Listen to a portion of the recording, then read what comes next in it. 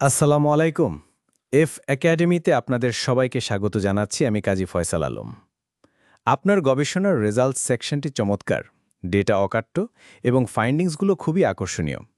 কিন্তু যখনই পেপারটি কোনো ভালো জার্নালে জমা দিচ্ছেন, রিভিউয়ার কমেন্ট করছেন, দ্য ডিসকাশন ইজ উইক অথবা the author fails two interpret the results properly, এই কথাগুলো কি আপনার পরিচিত মনে হচ্ছে? যদি হয়, তাহলে আপনি সঠিক জায়গায় এসেছেন। গবেষণাপত্রের ডিসকাশন সেকশন বা আলোচনা অধ্যায় হলো সেই জায়গা যেখানে আপনার ডেটা জীবন্ত হয়ে ওঠে। এখানেই আপনি আপনার গবেষণার আসল তাৎপর্য তুলে ধরেন। এটি শুধু ফলাফলের পুনরাবৃত্তি নয়, এটি হলো আপনার গবেষণার গল্প বলার মঞ্চ। একটি দুর্বল ডিসকাশন সেকশন একটি অসাধারণ গবেষণাকেও ব্যর্থ করে দিতে পারে। এই কোর্সে আমরা শিখব কিভাবে একটি শক্তিশালী, যৌক্তিক এবং প্রভাবশালী ডিসকাশন সেকশন লিখতে হয়, যা আপনার গবেষণার গভীরতা প্রকাশ করবে এবং এটিকে পাবলিকেশনের দোরগোড়ায় পৌঁছে দেবে। এই কোর্সটি রিসার্চের সাথে জড়িত প্রত্যেকের জন্য। আপনি যদি একজন আন্ডারগ্র্যাজুয়েট স্টুডেন্ট হন, যিনি আপনার ফাইনাল ইয়ার প্রজেক্ট লিখছেন, একজন মাস্টার্স বা পিএইচডি ক্যান্ডিডেট, অথবা একজন নবীন গবেষক, এই কোর্সটি আপনার চিন্তার ধরনকে বদলে দেবে। আমরা আলোচনা অধ্যায়ের দর্শন থেকে শুরু করে এর কাঠামো এবং লেখার কৌশল পর্যন্ত প্রতিটি বিষয় ধাপে ধাপে শিখব। এই কোর্স শেষে আপনি কি পারবেন? ১. আপনার ফলাফলের গভীর অর্থ ব্যাখ্যা করতে পারবেন। ২. আপনার গবেষণাকে বিদ্যমান জ্ঞানের সাথে সংযুক্ত করতে পারবেন। ৩. আপনার গবেষণার সীমাবদ্ধতা স্বীকার করেও এর গুরুত্ব প্রতিষ্ঠা করতে পারবেন। এবং ৪. রিভিউয়ারদের মুগ্ধ করার মতো একটি সুসংহিত আর্গুমেন্ট তৈরি করার আত্মবিশ্বাস অর্জন করবেন। চলুন এক নজরে দেখে নিই আমাদের এই যাত্রার মডিউলগুলো। মডিউল 1, মৌলিক ধারণা, দ্য অ্যাবসোলুট বেসিক্স। আলোচনা অধ্যায় কী এবং এর উদ্দেশ্য কী। মডিউল 2, মূল বিষয়বস্তু, দ্য কোর কনসেপ্টস, একটি আদর্শ আলোচনার কাঠামো। মডিউল 3, মধ্যম স্তরের কৌশল, ইন্টারমিডিয়েট টেকনিক্স, লেখার ভাষা, যুক্তি গঠন এবং সাধারণ ভুল। মডিউল 4, উন্নত প্রয়োগ, অ্যাডভান্সড অ্যাপ্লিকেশনস, অপ্রত্যাশিত ফলাফল ও সীমাবদ্ধতা নিয়ে আলোচনা। গবেষণাপত্রের এই সবচেয়ে সৃজনশীল অংশটি আয়ত্ত করার জন্য আমি আপনাদের সাথে থাকতে অত্যন্ত আনন্দিত। চলুন আর দেরি না করে আমাদের প্রথম মডিউল শুরু করি। মৌলিক ধারণা, দ্য অ্যাবসোলিউট বেসিক্স। আমাদের প্রথম মডিউলে আপনাদের স্বাগত। এখানে আমরা আলোচনা অধ্যায়ের একেবারে গোড়ার কথা বলবো। ধরে নিচ্ছি আপনি এই প্রথম ডিসকাশন সেকশন লিখতে বসেছেন। তাহলে প্রথম এবং সবচেয়ে গুরুত্বপূর্ণ প্রশ্ন, what is a discussion section? আমরা আমাদের আগের কোর্সে শিখেছি যে রেজাল্ট সেকশন হল কি পাওয়া গেল বা হোয়াট ডিড ইউ ফাইন্ড, তার বস্তুনিষ্ঠ বর্ণনা। আর ডিসকাশন সেকশন হল এর মানে কি বা what does it all mean বা সো হোয়াট, এই প্রশ্নের উত্তর। ভাবুন, আপনার রেজাল্ট সেকশনটি হলো একটি সিনেমার ক্লাইম্যাক্সের আগের দৃশ্যগুলো, যেখানে অনেকগুলো ঘটনা ঘটছে। আর ডিসকাশন সেকশন হলো সিনেমার শেষ ভাগ, যেখানে ডিরেক্টর সব ঘটনাগুলোকে একসাথে জুড়ে দিয়ে গল্পের মূল মেসেজটা দর্শকদের বুঝিয়ে দিচ্ছেন। এখানেই গল্পের পূর্ণতা আসে। একটি ডিসকাশন সেকশনের প্রধানত 4টি উদ্দেশ্য থাকে। চলুন এগুলো এক এক করে দেখি। এই 4টি উদ্দেশ্যকে একসাথে করলে আমরা একটা সুন্দর গল্প পাই।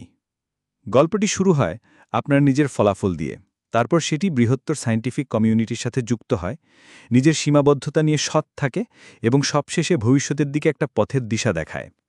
এই মডিউলের গোল্ডেন রুল বা মূল শিক্ষা হল, don't just repeat your results, interpret them. আপনার ফলাফলের পুনরাবৃত্তি করবেন না, সেগুলোকে ব্যাখ্যা করুন। বলুন, এই সংখ্যা বা এই প্যাটার্নের পেছনের গল্পটা কি। এখন যেহেতু আমরা জানি ডিসকাশন সেকশনের উদ্দেশ্য কি, চলুন পরবর্তী মডিউলে যাই, যেখানে আমরা শিখব কিভাবে এই উদ্দেশ্যগুলোকে একটি সুনির্দিষ্ট কাঠামোতে সাজাতে হয়। মূল বিষয়বস্তু, দ্য কোর কনসেপ্টস। দ্বিতীয় মডিউলে আপনাদের স্বাগত। এখানে আমরা একটি আদর্শ ডিসকাশন সেকশনের কাঠামো বা স্ট্রাকচার নিয়ে বিস্তারিত আলোচনা করব। একটি ভালো ডিসকাশন ক্যাওটিক বা এলোমেলোভাবে লেখা হয় না, এর একটা প্রমাণিত এবং কার্যকরী কাঠামো আছে। এই কাঠামোটিকে প্রায়শই ইনভার্টেড পিরামিড বা আওয়ার গ্লাসের সাথে তুলনা করা হয়। এর মানে হলো, আপনি শুরু করবেন খুব নির্দিষ্ট বা স্পেসিফিক বিষয় দিয়ে এবং ধীরে ধীরে আরও সাধারণ বিষয়ের দিকে যাবেন। চলুন এই কাঠামোটিকে আমরা প্যারাগ্রাফ বাই প্যারাগ্রাফ ভেঙে দেখি। প্রথম প্যারাগ্রাফ, এটি আপনার আলোচনার সবচেয়ে গুরুত্বপূর্ণ অংশ। এই প্যারাগ্রাফে আপনার মূল গবেষণার প্রশ্নের একটি স্পষ্ট এবং সরাসরি উত্তর দিন। আপনার প্রধান ফাইন্ডিংটি কী ছিল এবং এটি আপনার হাইপোথিসিসকে সমর্থন করে কিনা তা বলুন। কোনো রকম ভনিতা ছাড়া সরাসরি পয়েন্টে চলে আসুন। উদাহরণ, our study found that regular coffee consumption has a positive effect on the attention span of students during exams, which supports our initial hypothesis. মাঝের প্যারাগ্রাফগুলো। এখানে আপনি আপনার প্রতিটি গুরুত্বপূর্ণ ফলাফলকে আলাদাভাবে আলোচনা করবেন। প্রতিটি ফলাফলের জন্য এই ধাপগুলো অনুসরণ করুন। ফলাফলটি ব্যাখ্যা করুন, এটিকে অন্যান্য গবেষকদের কাজের সাথে তুলনা করুন, এবং যদি আপনার ফলাফল অন্যদের থেকে ভিন্ন হয় তাহলে কেন ভিন্ন হতে পারে তার পশ্চাবল কারণ ব্যাখ্যা করার চেষ্টা করুন। এটাই হলো সত্যিকারের ক্রিটিক্যাল থিঙ্কিং। উদাহরণ, our findings are consistent with the research of Smith 2020. However, our study found this effect to be more pronounced in males than in females, which contradicts the findings of Jones 2018. A possible reason for this could be সীমাবদ্ধতার paragraph. কোনো গবেষণাই নিখুঁত নয়। এখানে আপনি সৎভাবে আপনার গবেষণার সীমাবদ্ধতাগুলো উল্লেখ করবেন। সীমাবদ্ধতা স্বীকার করলে আপনার সততা প্রকাশ পায় এবং গবেষণার বিশ্বাসযোগ্যতা বাড়ে। তাৎপর্য এবং ভবিষ্যৎ গবেষণার প্যারাগ্রাফ। এখানে আপনি বলবেন আপনার গবেষণার বৃহত্তর তাৎপর্য কী এবং আপনার গবেষণার উপর ভিত্তি করে ভবিষ্যতে আর কি গবেষণা করা যেতে পারে। শেষ প্যারাগ্রাফ। একটি শক্তিশালী এবং সারসংক্ষেপমূলক বাক্য দিয়ে আপনার আলোচনা শেষ করুন। এই কাঠামোটি অনুসরণ করলে আপনার ডিসকাশন সেকশনটি একটি যৌক্তিক এবং সুসংহিত গল্প বলবে। পরবর্তী মডিউলে আমরা লেখার ভাষা এবং কিছু সাধারণ ভুল নিয়ে কথা বলবো যা আপনার লেখাকে আরও প্রফেশনাল করে তুলবে। মধ্যম স্তরের কৌশল। তৃতীয় মডিউলে আপনাদের স্বাগতম। কাঠামো তো আমরা শিখলাম, এখন আমরা ফোকাস করব লেখার ভাষা এবং কৌশলের ওপর। কিভাবে আপনার যুক্তিকে আরও শক্তিশালী করবেন এবং কোন ভুলগুলো কঠোরভাবে এড়িয়ে চলবেন তা নিয়েই আমাদের এই মডিউল। ১. সঠিক ভাষার ব্যবহার, দ্য আর্ট অফ হেজিং। বিজ্ঞানে আমরা খুব কমই কোনো কিছু 100% নিশ্চিতভাবে প্রমাণ করতে পারি, তাই ডিসকাশন সেকশনে শক্তিশালী কিন্তু সতর্ক ভাষা ব্যবহার করা অত্যন্ত জরুরি। একে বলা হয় হেজিং। আপনি প্রুভস বা কনফার্মসের মতো শব্দ ব্যবহার না করে suggests, indicates, may, appears to be এর মতো শব্দ ব্যবহার করবেন। এই সতর্ক ভাষা আপনার দাবিকে দুর্বল করে না, বরং এটিকে আরও বৈজ্ঞানিকভাবে সঠিক এবং বিশ্বাসযোগ্য করে তোলে। ২. যুক্তি গঠন করা। আপনার ডিসকাশন সেকশনটি শুধুমাত্র ব্যাখ্যার একটি তালিকা নয়, এটি একটি সুসংহত যুক্তি বা আর্গুমেন্ট। আপনার প্রতিটি প্যারাগ্রাফ যেন আগেরটির উপর ভিত্তি করে তৈরি হয় এবং পরেরটির জন্য পথ তৈরি করে। ৩. সাধারণ কিন্তু মারাত্মক ভুল। ডোন্ট নাম্বার 1, নতুন ফলাফল উপস্থাপন করা। এটি একটি অমার্জনীয় ভুল। ডোন্ট নাম্বার 2, আপনার ফলাফলের গুরুত্বকে ফুলিয়ে ফাঁপিয়ে বলা। আপনার অবদানের বিষয়ে সৎ এবং বিনয়ী থাকুন। ডোন্ট নাম্বার 3, সীমাবদ্ধতাকে এড়িয়ে যাওয়া। সৎভাবে সীমাবদ্ধতা আলোচনা করলে রিভিউয়ার আপনার উপর আস্থা খুঁজে পান। ডোন্ট নাম্বার 4, অস্পষ্ট এবং জেনেরিক ব্যাখ্যা দেওয়া। নির্দিষ্ট করে বলুন কেন এবং কিভাবে আপনার ফাইন্ডিংস গুরুত্বপূর্ণ। এই কৌশলগুলো প্রয়োগ করলে আপনার ডিসকাশন সেকশন শুধু তথ্যবহলই হবে না, এটি হবে প্ররোচনামূলক বা পারসুয়েসিভ। আমাদের শেষ মডিউলে আমরা আরও কিছু জটিল পরিস্থিতি যেমন অপ্রত্যাশিত ফলাফল নিয়ে আলোচনা করব। উন্নত প্রয়োগ। আমাদের কোর্সের চূড়ান্ত মডিউল আপনাদের স্বাগতম। এখানে আমরা এমন কিছু পরিস্থিতি নিয়ে কথা বলবো যা একজন নবীন গবেষককে প্রায়ই দ্বিধায় ফেলে। এই বিষয়গুলো ভালোভাবে সামলাতে পারলেই আপনি একজন পরিপক্ক গবেষক হিসেবে পরিচিত হবেন। ১. অপ্রত্যাশিত বা সাংঘর্ষিক ফলাফল কিভাবে আলোচনা করবেন। ভয় পাবেন না, এটি আপনার গবেষণা ব্যর্থ হওয়ার লক্ষণ নয়, বরং এটি একটি নতুন কিছু আবিষ্কারের সুযোগ।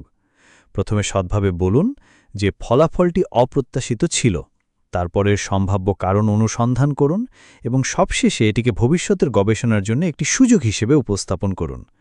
উদাহরণ, surprisingly our results showed that which contradicts previous research. This also raises the question that and warrants further long-term investigation. ২. তাত্ত্বিক বনাম ব্যবহারিক তাৎপর্য। একটি ভালো ডিসকাশন শুধু ডেটা ব্যাখ্যা করে না, এটি সেই ব্যাখ্যার প্রভাব নিয়েও কথা বলে। আপনার ফলাফল আপনার ফিল্ডের কোনো থিওরিকে কিভাবে প্রভাবিত করছে এবং বাস্তব জগতে কারা এটি ব্যবহার করতে পারে। 3. একটি সুসংহত গল্প বলা। সবশেষে একজন অ্যাডভান্স লেখকের পরিচয় হল তিনি তার ডিসকাশন সেকশনটিকে একটি গল্পের মতো করে সাজাতে পারেন। পাঠক যেন আপনার সাথে একটি বুদ্ধিবৃত্তিক যাত্রায় বের হয়েছেন এমন অনুভূতি দিতে হবে। এই উন্নত কৌশলগুলো আপনার ডিসকাশন সেকশনকে একটি সাধারণ রিপোর্ট থেকে একটি প্রভাবশালী একাডেমিক ডকুমেন্টে রূপান্তরিত করবে। কনগ্র্যাচুলেশনস! আমরা একসাথে একটি দীর্ঘ এবং গভীর পথ পাড়ি দিয়ে how to craft an ideal discussion section কোর্সটি সফলভাবে সম্পন্ন করেছি। চলুন এক মুহূর্তে স্মরণ করি আমাদের এই যাত্রার মূল অর্জনগুলো। প্রথমত আমরা শিখেছি যে ডিসকাশন হল গবেষণার সো হোয়াট বা তাৎপর্যের অংশের উত্তর। দ্বিতীয়ত, আমরা একটি কার্যকর ইনভার্টেড পিরামিড কাঠামো ব্যবহার করে আমাদের আলোচনাকে সাজাতে শিখেছি। তৃতীয়ত, আমরা লেখার জন্য সতর্ক ভাষা ব্যবহার এবং সাধারণ মারাত্মক ভুলগুলো এড়িয়ে চলার কৌশল আয়ত্ত করেছি। এবং সবশেষে আমরা অপ্রত্যাশিত ফলাফল এবং গবেষণার গভীর তাৎপর্য নিয়ে আলোচনা করার মতো উন্নত দক্ষতা অর্জন করেছি। এখন বল আপনার কোর্টে। জ্ঞানকে কাজে লাগানোর একমাত্র উপায় হল অনুশীলন। আপনার পরবর্তী পেপারটি লেখার সময় এই মডিউলগুলো আবার দেখুন। আপনার ফিল্ডের সেরা জার্নালগুলো থেকে কয়েকটি ডিসকাশন সেকশন পড়ুন। দেখুন তারা কিভাবে গল্প বলে, কিভাবে যুক্তি সাজায়। মনে রাখবেন, একটি শক্তিশালী ডিসকাশন লেখা রাতারাতি হয় না। এটি চিন্তাভাবনা, অনুশীলন এবং বারবার পরিমার্জনের ফসল। এফ একাডেমির পক্ষ থেকে আমি কাজী ফয়সাল আলম আপনার এই একাডেমিক যাত্রার অংশ হতে পেরে গর্বিত। আমি নিশ্চিত যে এই কোর্সটি আপনার গবেষণাকে আরও প্রভাবশালী করতে সাহায্য করবে। যদি এই কোর্সটি আপনার উপকারে এসে থাকে তাহলে ভিডিওটিতে একটি লাইক দিয়ে আমাদের উৎসাহিত করুন। আপনার যে কোনো প্রশ্ন বা অভিজ্ঞতা আমাদের সাথে কমেন্ট সেকশনে শেয়ার করুন।